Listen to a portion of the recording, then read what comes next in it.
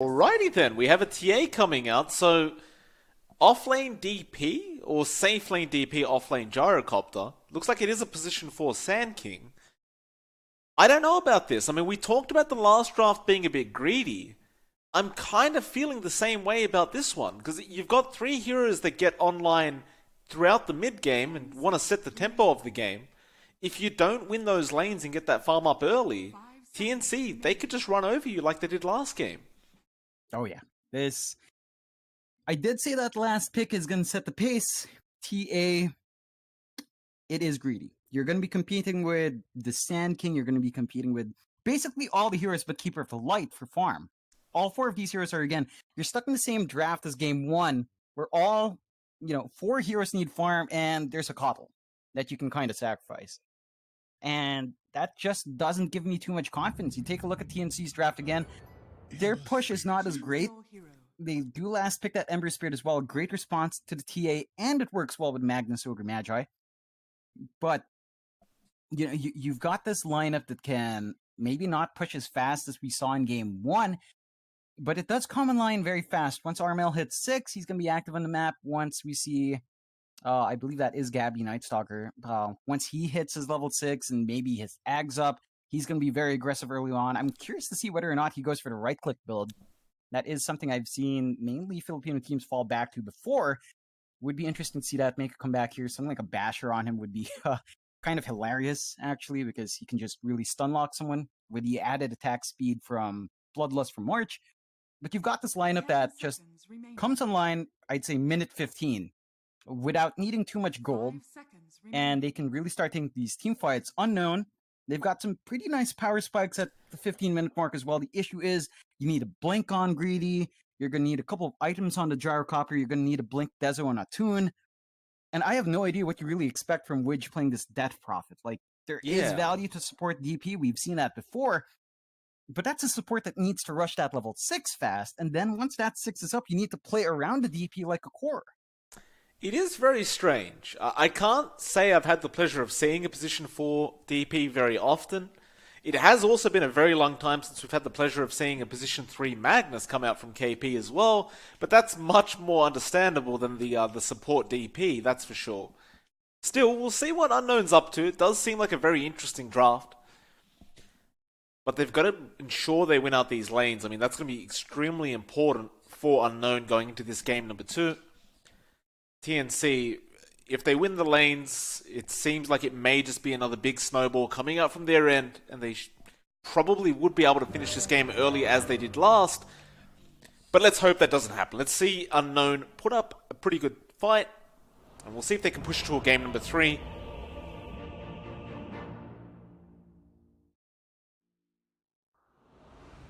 As we will get into it. Kind of curious, does Dota Plus say anything quite yet? They're giving TNC a 51% chance to win before the game even starts. So there's a 1% chance advantage. Apparently, Dota Plus believes the drafts are fairly even. That's fair enough, right? You could still make Unknown's draft work out on paper if they do hit their timings and get the gold. It's going to be very hard to face off against them in a team fight. You have the Sand King, you have the Will-O-Wisp from Prada, you have the Death Prophet Exorcism coming out, you have all these factors to be aware of. You have the Gyrocopter flat cannoning everyone. It can be messy. The issue is it's going to take some time for Unknown's draft to reach that point. And the biggest question is, will TNC give them that time? I really don't see it likely for them to delay the game that long. We'll see. With all chat spam coming out, and March will throw out a pause. Looks like KP was having some connection issues going on. TNC are setting up for that bot boundary rune, so there is maybe going to be a bit of a scuttle, which we'll have to be very careful on that DP if he does attempt it.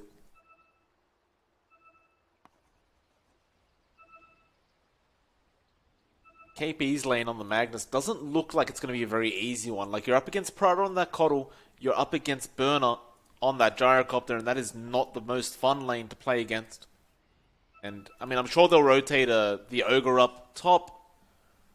or even the Lina for that matter, but it's still not going to be the best lane in the world for KP, so I imagine his timings may be a bit slower than you'd expect. Yeah, that's the biggest issue for TNC in this draft. The off-lane Magnus. I mean, it is a thing. It is something that used to be run. The key thing is that it's not the easiest thing to run. Even when it was very popular, really relied a lot on jungle farming. So KP is gonna probably dip into that jungle very early on just to get his own farm going. The issue is that does give Burna a lot of space to get his farm up. Like, you're not going to be applying too much pressure on the Gyrocopter. Even with a nice dual lane, I'd say he'd probably prefer the Ogre so he can tank through the damage and just apply his own. It's still a bit of a question, right? And you have to factor in that TNC is facing some connection issue as well. So if that actually does hold up, or if it just intermittently pops in, could be a bit rough here for KP. Could be. We'll see. The KP has reconnected now. Prepare for a lesson. Unknown, ready to go. We'll get started again. But Greedy and Witch going to try and go for that bot bounty, but again, there are 3 heroes around the area ready to fight. March and Tims will both show themselves. March will go for the stun into the LSA of Tims on the Lina, and it looks like that may just be a first blood, which is Spirit Siphoning though. March, secondary Fire Blast coming up. LSA is a bit far, and it looks like it will not connect. Burrow Strike was there from Greedy just in case. In which he'll be alright, he'll have to expend his Sal very early on, but at the very least he does survive. Yeah, they do survive. They do get 3 bounty runes on the side of Unknown as well, so they've got a nice little gold advantage going for themselves. I'm sure the mid lane, Atun is going to be very happy with that early start.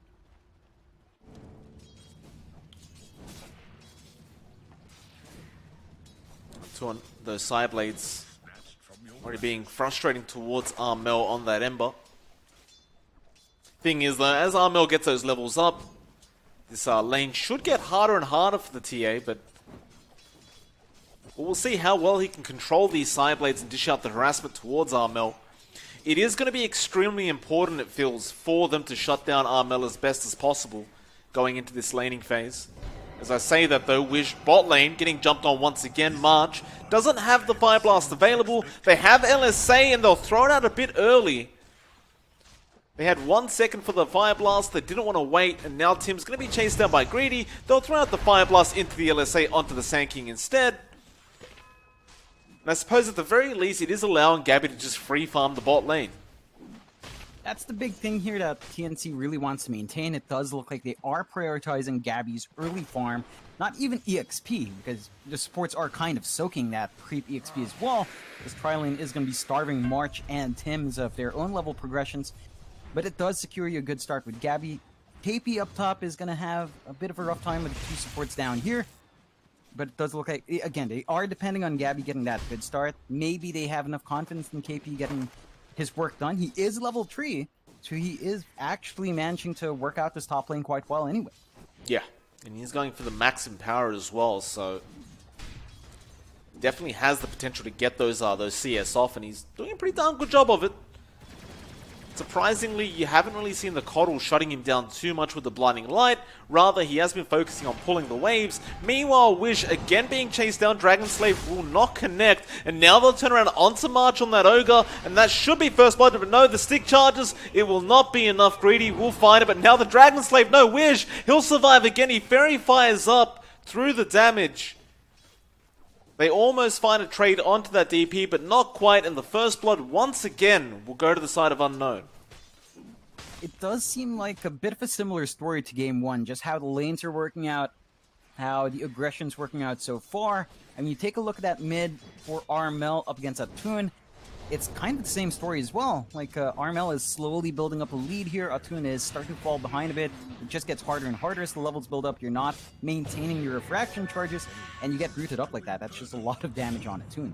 Yep, double damage being procced by Armel. Looks like he wants to go for something. Atun being a bit risky with this. Of course, it's only a level 1 Sleight of Fist, so the cooldown is quite long. But he has no regen. He only has a Fairy Fire available, so he'll have to run back a bit, get to that courier, salve yourself up. But this lane is not going to get any easier for this TA, and I mean, it doesn't look like anyone from the side of Unknown is going to be coming in to help out either. It's rough. They don't really have the space to do it. Again, just like in Game 1, the supports are tied up in the side lanes. Not much you can really expect from rotations. Just trying to win your lanes independently seems to be the name of the game. If you look back over to that mid lane, I mean, he's already lost 3/4 of his HP on the TA. That's just a Flame Guard into a slide on the chains. So now suddenly that salve you brought out has essentially been used up and wasted. Still though, at the very least he does remain alive and in the mid lane, though I can't say the same for Wish bot lane, who is again being chased down by March and Tims.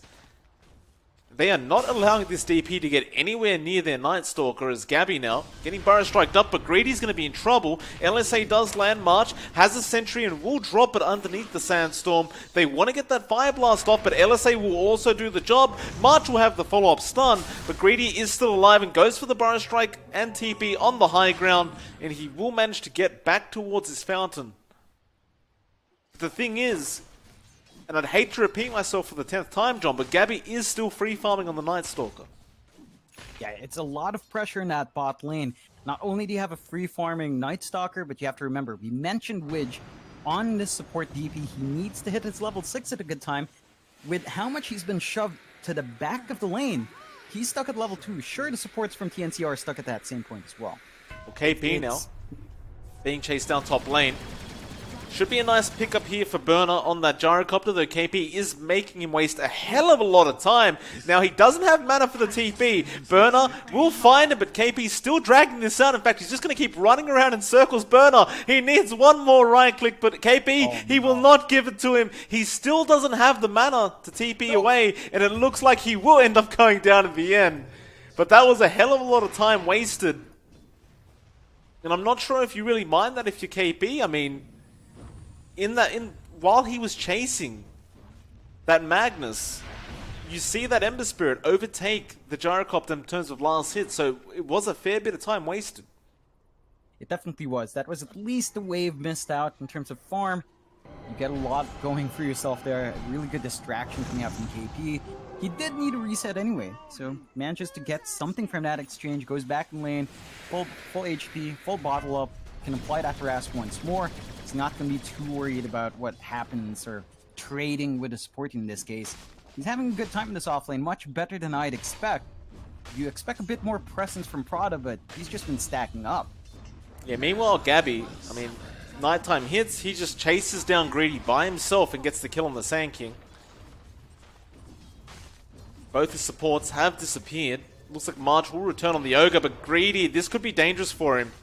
TP's back to the tier 1. Gabby says thank you very much. He'll just keep chasing. Once again, March will be there with the Fire Blast soon, but won't be able to get in range. But now with the Bloodlust on Gabby, he can really close the gap between himself and the Sand King quite quickly. Unfortunately for Greedy, there's just nothing he can do about this. He's stuck at level 3 as the Sand King. Gabby is level 6, and he was running a tri-lane. Yeah, it's down to that pressure coming out from TNC. The main thing wasn't, I mean, you got good farm in Gabby, that's one thing. You also deny a lot of EXP from Unknown.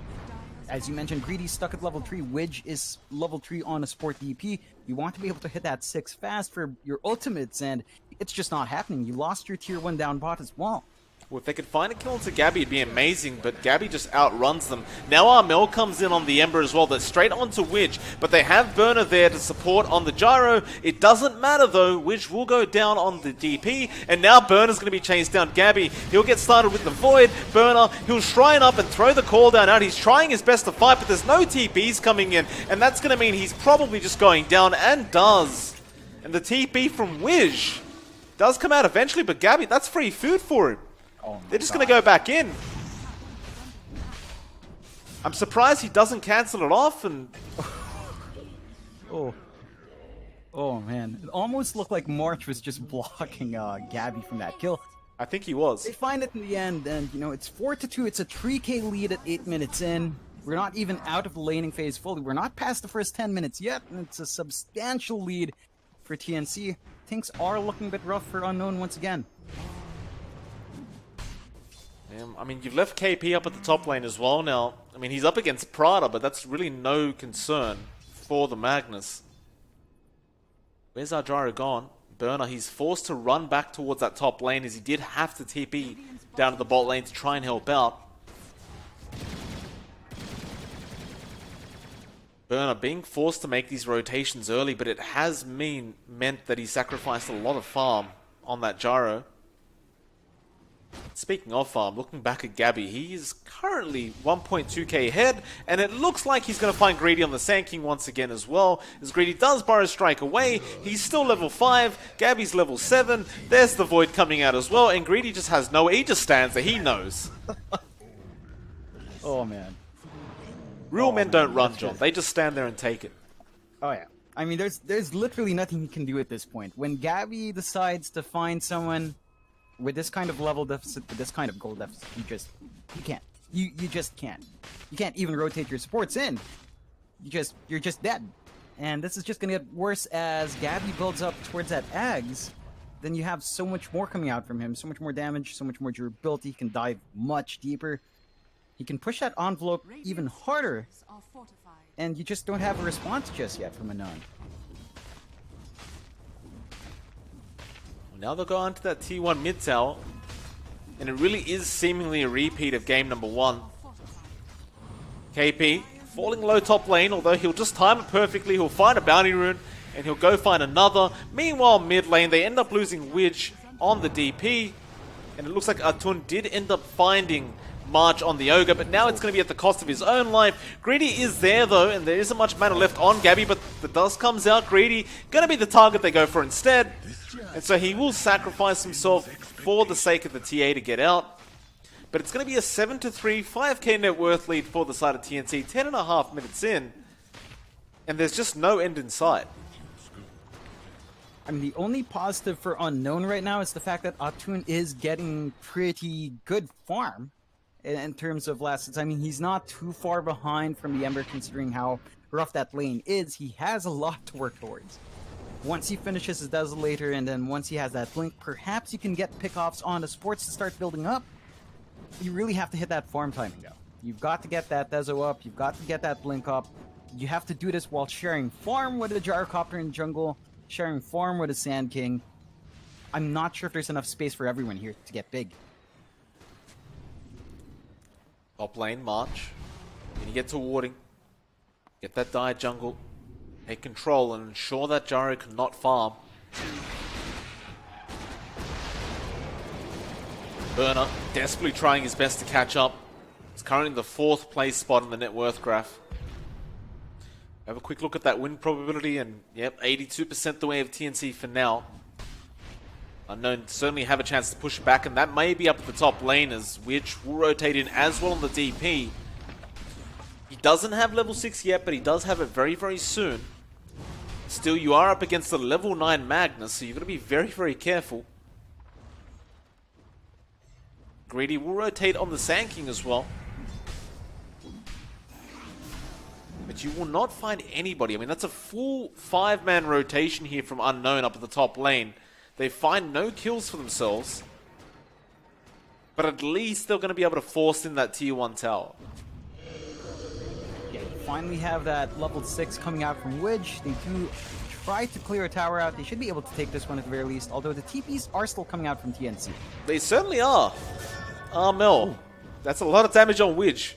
And I think they're just going to back off. Armel, he could just jump in with that level 1 chains, and he does find the Sand King once again, but Greedy going to try and outrun them. Gabby now, though, popping the Knight, and it looks like he wants Burner on that Gyrocopter, and it's going to be a very easy pick-off at that, although Will-O-Wisp has been dropped, but there's the Remnant back into Prada. There is a double damage there on Armel as well. We're just trying to fight, but it's so much damage from Armel, as they will find one.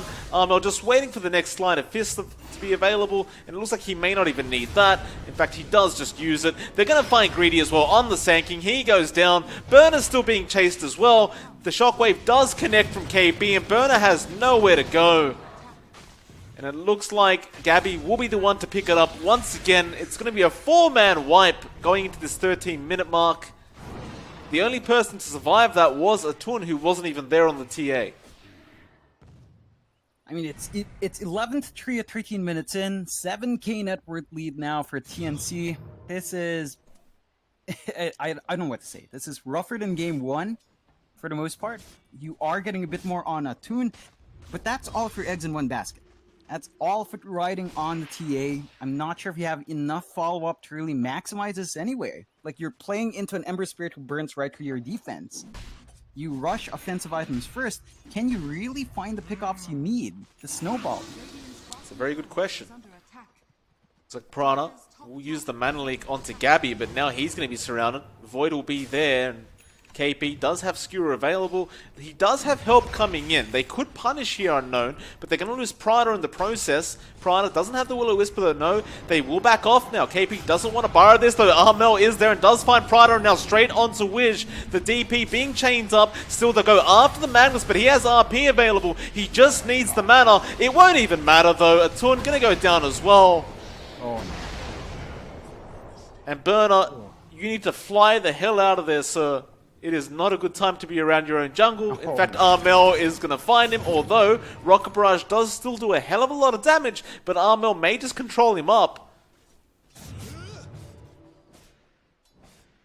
By the way, John, you got your wish. There's a Deso on Armel, so you've got the Deso into the Empower. He is going for the physical build on this Ember Spirit. That's exactly what you want to see in this case. I mean, you have all the buffs in the world, why not go for it? The magic damage would be nice in this case, because again, they have no way of mitigating that either, but you've got so much more going for you physically. It makes sense. You don't need to worry about any sort of BKB timing coming out. You just have all the power in the world, no matter what. And we are kind of maybe seeing the same thing here on Gabby. I mean, he has a Moon Shard queued up, so at some point, I guess he's going to go for the right clicks as well. Why not? Why the hell not? Looks like he will get started with the Blink Dagger first, though. Just to have that initiation, he does pick it up. Meanwhile, KP still has RP, but just doesn't have the mana at the moment.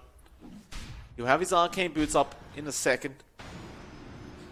The Prada just ensuring he is continually losing mana, but now they may choose to turn around as Armel again going to punish. That is a hell of a lot of damage coming up from just the right clicks, and now Gabby jumps in with the silence as well. They found the Sand King, and well, while he tries to get away, it will not matter. Armel does find the kill on the Ember Spirit. And now a tier 2 tower may be in order for the side of TNC. You have to consider this as well. TNC, they're playing up against a DP. We're at 16 minutes in. They have not lost even a single tier 1. Like, the push is not even coming out right now from Unknown, and that is costing them map control as we saw in game 1. It is happening here again. They've got to find a way to take control back here. Otherwise, they're just kind of starving out. You have the Desolator up on Atun. It's not quite enough. He needs a little bit more. He needs that Blink. He needs the BKB. Beyond that, this just allows him to farm a bit faster now. It certainly does. And I mean, the other thing it does is it allows you to take a quick Roshan, but the only problem is TNC's taking it right now. Or rather, just Armel. But the rest of TNC will run into the Roshan pit. And even if Unknown are aware of this, and they should be, because there are plenty of wards scouting them out, I don't believe they may make it in time. They've smoked up, though. They're going to try. Roshan, again, going to be very, very low. They're going to Burrow Strike in straight onto KP. Get rid of that Magnus, though he is so darn tanky. Roshan's gone. It is all too late, and Wish is just going to melt through that Exorcism. Prada goes down as well. Now they've lost Greedy on the Sand King, and more is to come as they are chasing Atun. He will at least meld up. Do they have a dust? Does it even matter? They seem to know where he is. They find him with the Sentry, and there's the GG call. Oh. 17 minutes in. So, both games don't even take 40 minutes in total for TNC. They finished this BO3 in less than 40 minutes, and you know, props to Unknown. They gave it their best.